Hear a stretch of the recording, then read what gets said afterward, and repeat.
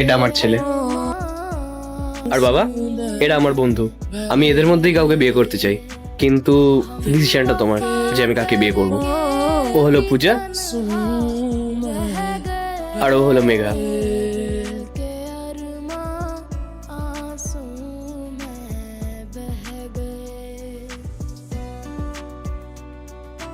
এটা কি করলে তুমি?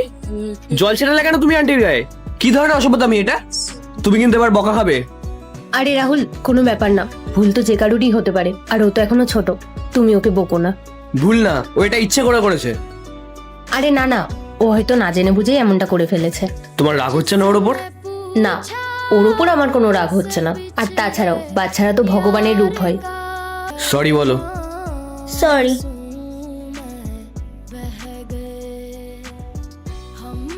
এটা কি করছো তুমি? আমি তোমাকে এই শিক্ষা দিয়েছি বাড়িতে অতিথিরা আসলে এরকম বিহেভ করতে হয়? কি করলে এটা তুমি? বাড়িতে অতিথি আসলে এরকম বিহেভ করতে হয়? তুমি না রাহুলের ছেলে না হলে মজা দেখাতাম আজকে তোমাকে।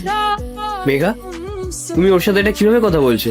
দুইটি ছবির ভেতর থেকে যে কোনো একটি ছবিকে ভালোবেসে থাকলে ভিডিওতে লাইক করে চ্যানেলটি সাবস্ক্রাইব করে দাও। আর যদি না করো তাহলে বুঝবো তোমরা ছবি দুটিকে ভালোবাসো না। কমেন্টে লেখো আমি। তুমি দেখো এটা কি করলো ও। ও যদি আমার ছেলে হতো না তাহলে ওকে মজা দেখিয়ে দিতাম। আমি ওর সাথে কথা বলছি, এদিকে এসো।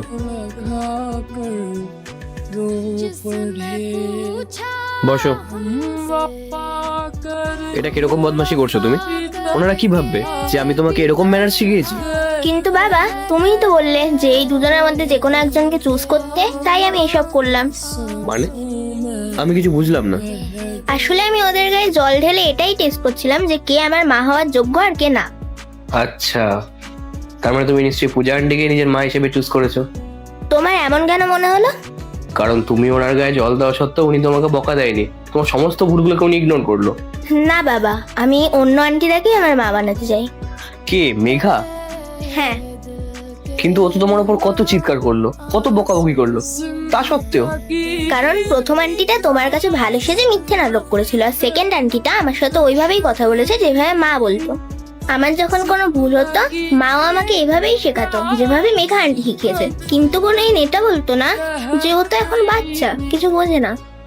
আরে যদি না বুঝি তাইলে আমাদের বোঝাও যে কোনটা ঠিক আর কোনটা ভুল, তাইলেই তো আমরা বুঝবো। হ্যাঁ, কথাটা তুমি ঠিকই বলেছো।